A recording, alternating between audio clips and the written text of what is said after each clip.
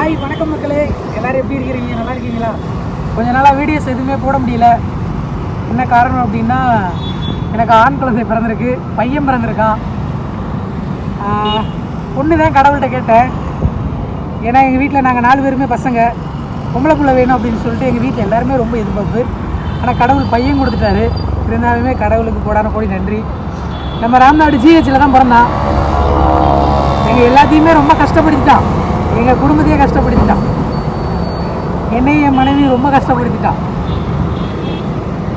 ஒரு கரெக்ட் டைமுக்கு கூப்பிட்டு வந்தார் ஒரு ஆம்புலன்ஸ் டிரைவர். என்ன பெரிய நன்றி. அதுக்கப்புறம் இங்கே கூப்பிட்டு வந்த உடனே ஒரு 10 நிமிஷத்துலேயே தம்பி பிறந்துட்டான்.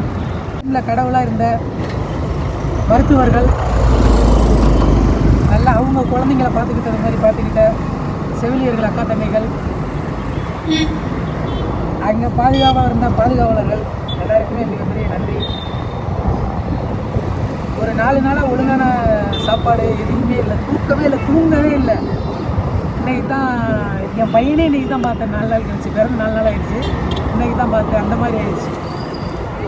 அவனை பார்த்ததுக்கப்புறம் தான் மனசுக்கு ரொம்ப ஆறுதலாகவே இருந்துச்சு. ஒரு சந்தோஷம். நல்லா இருக்கான். அவனை நல்லபடியாக குணமாக்கி கொடுத்த